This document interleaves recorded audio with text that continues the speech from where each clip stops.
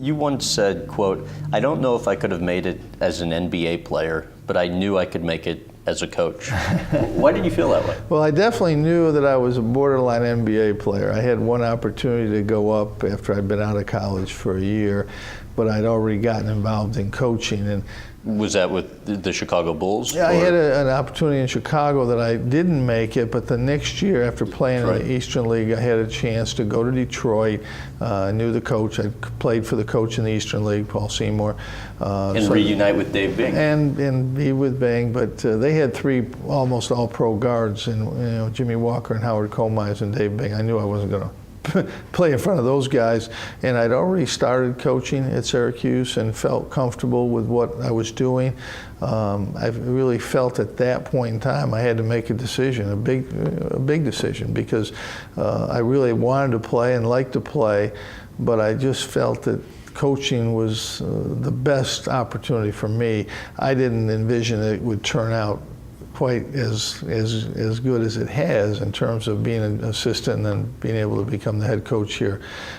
You really, I mean, you didn't think that would? No, I didn't think that way. I thought I'd be an assistant coach and then, see what happens. But the coach here was young and, figured to coach another, 20 years. So I didn't think anything about being an assistant and getting the Syracuse coaching job. I thought a little bit about, starting at another school, going to a smaller school, but it just broke that Coach Danforth left here just when I was thinking about trying to find another job, a head coaching job, and the Syracuse job opened up just really within a week of when I would have had to make a decision. So it's just one of those things that turned out as good as it possibly could, and sometimes you have to be lucky a little bit. And you interviewed, I think, at the University of Rochester that morning before you were interviewing with the people making the decision for the head coaching job at SU. Explain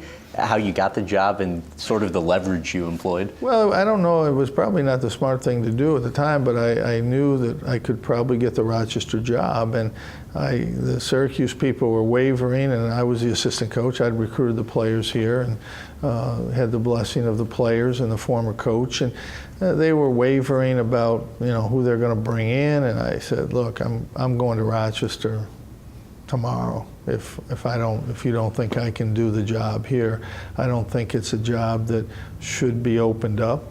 I played here. I recruited all the players here. I helped us coach a team that got to the Final Four for the first time at Syracuse in a long, long time.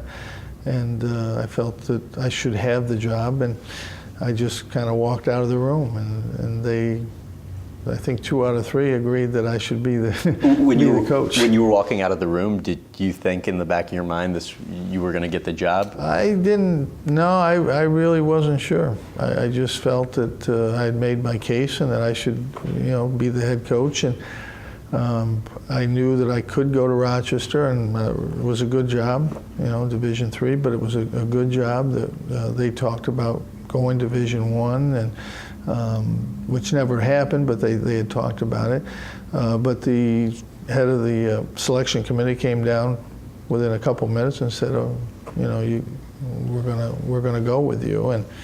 And it really needed to be that way, because we had recruiting and issues at that time. We had to get right on the road. That was the next 2 weeks determined the spring recruiting at that time. And we were recruiting Roosevelt Bowie and Louis Orr, 2 guys who we ended up getting that year, who just made our program. Without them, we would have struggled for a couple of years, and with them, we won 100 games in 4 years, which at that time was a lot of games. Right.